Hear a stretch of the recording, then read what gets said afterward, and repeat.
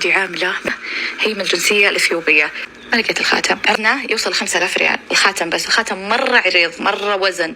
እንደዚህ የምታደርጉቶች ግን ይቅርባችሁ። እሺ ከእናንተም አልፎ እንደሰማችሁት እንግዲህ አዳ ኤጀንሲ የኢትዮጵያ ብላ ወጣ እየተናገረች ነው ማለት ነው። ሴትዋ ደግሞ ታዋቂ ፌመስ ነች፣ ምክንያቱም የቢዝነስ ሰው ነች ማለት ነው። እናንተ ላታምኑ ትችላላችሁ፣ ከፈለጋችሁ ገብታችሁ አካውንቷን ማየት ትችላላችሁ ማለት ነው። ሴትዋይቱ የኦንላይን ቢዝነስ ትሰራለች ማለት ነው። የተለያዩ የእጅ የፊት የእግር ክሬሞችን እንዲሁም ደግሞ የጸጉር ዘይቶችን ምናምን ታመርታለች ማለት ነው። እና ይቺ ሴትዎ ከቤቷ ውስጥ ወደ 10 ሰራተኞች አሉ ማለት ነው። የሀገሬ ልጆች እንግዲህ ከ10 ሰራተኞች ውስጥ ግን ወጥታ የተናገረችው ስለ አንዷ ኢትዮጵያዊት ነው ማለት ነው። እንግዲህ እሱ ምንድነው መሰላችሁ 10 ሰራተኞች እንዳልኳችሁ ከዚሁ ከአንድ ግቢ ውስጥ ነው ያሉት። ሌሎቹ ቢዝነሱን ነው የሚሰሩት፣ የቢዝነሱን ስራ ነው የሚሰሩ ማለት ነው።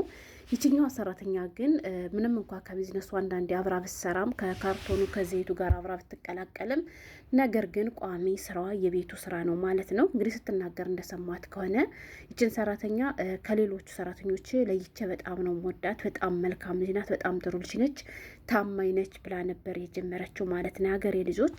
እና ይቼታችን እየሰራች እያለ ከዚያ ቤት ኖረች ማለት ነው።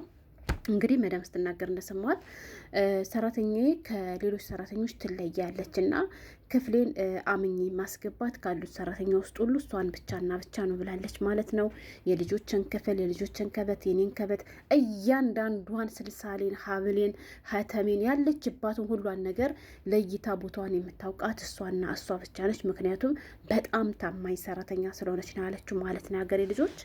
እና እንደዚያ ሆኖ እያለ እንግዲህ በዚያ ሁኔታ ውስጥ ሆና ይች ሰራተኛ መዳም በመሀል መኪና ገዘው ትላለች ማለት ነው ሀገሬ ልጆች።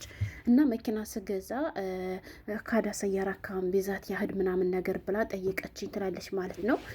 ይህ መኪና ስንት ነው? ምክንያቱም እኔ ለባሌ መግዛት እፈልጋለሁ ምናምን አለችኝ አለች። ከዛ በኋላ እንዴ አንቺ ለምንድን ነው ለባልሽ የምትገዥለት? ራሱ ይግዛ እንጂ ስላት፣ አይ ቤትም መስራት ያለብኝ መኪናም መግዛት ያለብኝ ግዴታ እኔ ነኝ ብላለች። ከኔ ጋር ጥሩ ቀረቤታ ስላላት ብዙ ጊዜ ስጦታ ስጣታለሁ ብላለች፣ ከሌሎች ሰራተኞች በተለየ መልኩ ማለት ነው ሀገሬ ልጆች። ከዛ እያበዛች መጨናነቅ ጀመረች። ለምን የምትጨናነቂ ስላት፣ ግዴታ ቤት መስራት አለብኝ መኪና መግዛት አለብኝ ነው የምትለው ትላለች።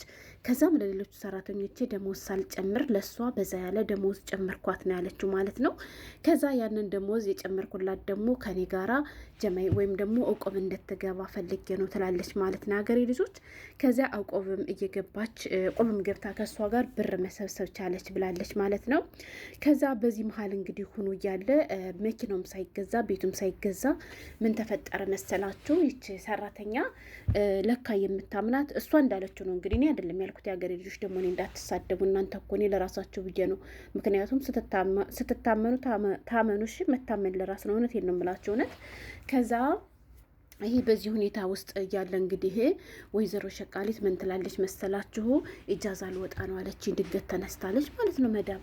ከዛ በኋላ እሺ ትወጫለች፣ ትንሽ ጠብቂኝ ምናምን ነገር ካሉት ሰራተኞች ውስጥ ልምረጥ እስኪ ለልጆችና ለእኔ ቀረብ ያለ ሰራተኛ እስከመርጥ ድረስ ቆይ፣ ወይም ደግሞ ላናግራቸው ፍቃደኛም ላይሆኑ ይችላሉ፣ ምክንያቱም እኔ አመጣቸው ለቢዝነስ ብዬ ስለሆነ ትላታለች ማለት ነው።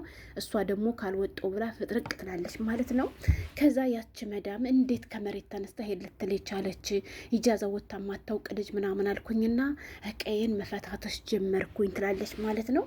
ከዛ ቀይን ስፈታትሽ አንድ ኸተምና አንድ ምንድን አለችው ሶራ ጠፋኛለች ማለት ነው የሀገሬ ልጆች።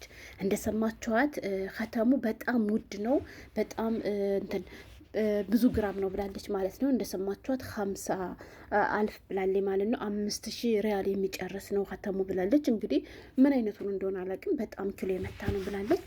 ከዛ ስፈልጋቸው እነዚያ 2 እቃዎች ጠፉኝ። ከዛ ጠፉኝ እኮ ብዬ እሷን ጠየቅኳት። ምክንያቱም ሌላ ሰራተኞችን መጠየቅ አልችልም። ለምን ብትሉ ክፍሌ ውስጥ የምትገባ እሷና እሷ ብቻ ስለሆነች፣ ቤቴን የምትቆጣጠረው እሷና እሷ ብቻ ስለሆነች፣ ከሷ ውጭ ከኔ ክፍል የሚገባ ሰው የለም ትላለች ማለት ነው። ከዛም በዚያ ሁኔታ ውስጥ ሆነን አፋልገኝ እስኪ ብዬ የቤቴን የክፍሌን እንዳለ ከቤቶችን እንዳለ ሁሉንም ነገር በቃ እያወጣሁ ፈለኩኝ። ምን አልኩኝ፣ ሁለቱንም ማግኘት አልቻልኩም ትላለች ማለት ነው። ከዛ እሷ ግን ሁኔታዋ ተቀያየራለች ማለት ነው።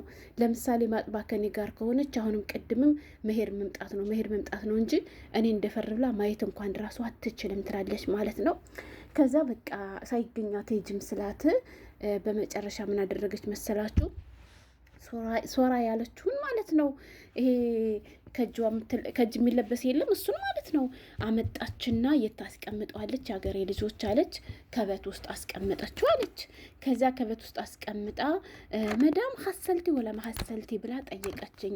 እኔም መሀሰልት አልኳት። ደውሬ ኢንሻላ ብትሀስል ያለችኝ ፈልጊ ታገኘዋለሽ አለችኝ አለኝ። ከዚያ ለካሷ ወስዳ ከበት ውስጥ አስቀምጠዋለኝ።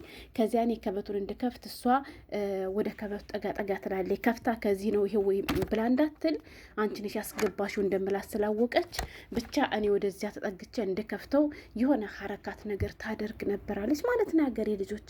ከዛ ገባኝና ሁኔታዋ ራሷ ወስዳ ምንም እንኳ ብታስቀምጠው ይኸው ከዚህ ተቀምጦ ሳታዩ ቀርተሽ ነው ለማለት እንዲመቻት ብላ ሄድኩና ከፈትኩት አለ። ስከፍተው እሱን አገኘሁት አለ።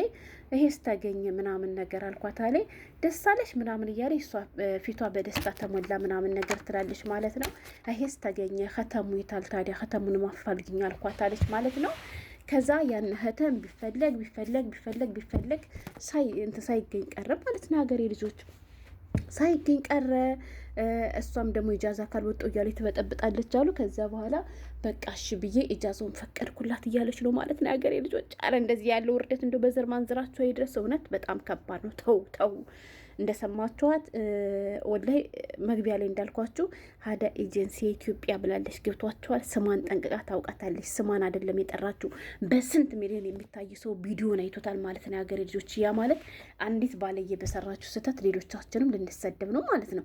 ይቺ መዳም እኮ እውነቷንም ሊሆንም ላይሆንም ይችላል፣ ግን 10 ሰራተኛ አለች ያለችውን እውነቷን ነው። እኔም አይቻቸዋለሁ ማለት ነው ሰራተኞቹን።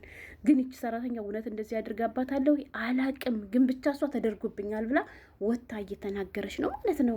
ከዛ ቀለበቱም ሲፈለግ ጠፋ፣ አልተገኘም። በቃ ሂጂ አልኳትና ፈቀድኩላት ኢጃዛ ትላለች ማለት ነው። ከዛም ኢጃዛ ልትወጣ ስትል ግን በቃ አላስቻለኝም እና የሆነ ሸክ ነገር ስላደረብኝ ለምን አልፈትሻትም አልኩኝና ልፈትሻት ተዘጋጀዋለሁ አለች ማለት ነው። ከዛ ክፍሏን ለቃ ወጣች። የግቢውን በር ወታ ለቃ ልትወጣ ስትል አምጪ ሻንጣሽን ብዬ ፈተሽኳት ነው የምትለው እንግዲህ ማለት ነው ሀገሬ ልጆች። ከዛ አምጪና ሻንጣሽን ልፈትሽ ስላት ፈተሽኳት። ሻንጧ በጣም ትንሽ ሻንጣ ናት የያዘቻት ብላለች። ነገር ግን ስፈልገው ያንን ከተም ከሻንጧ ውስጥ አገኘሁት።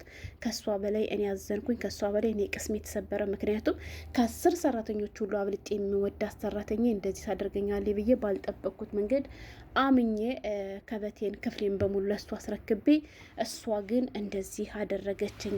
ለሌሎች ሰራተኞች ደሞዝ ሳልጨምር ለእሷ ደሞዝ የጨመርኳት እሷ እንድትለወጥ ብዬ ነበር። ሌሎች ሰራተኞች እቁብ የላቸውም፣ እሷን ከኔ ጋር እቁብ ያስገባት፣ እሷ ግን እንደዚህ አድርጋ ካደችኝ እያለ እንግዲህ በጣም ዝን ብላ እያወራች ነበር ማለት ነው ሀገሬ ልጆች። ከዛ እሷ ብቻ ሳትሆን ከዚያ ቤት እህቷን በፊት ትሰራ ነበር ማለት ነው። እና ባልየውም እህቲቷን ስለሚያውቃት እሷም ሄደች ወደ ኢጃዛ ቤት። እሷ ከሄደች በኋላ ኢጃዛ ቤት ባልየው ለእህቲቱ ሁሉ ደወለ፣ ብዙ ነገር ተባለ።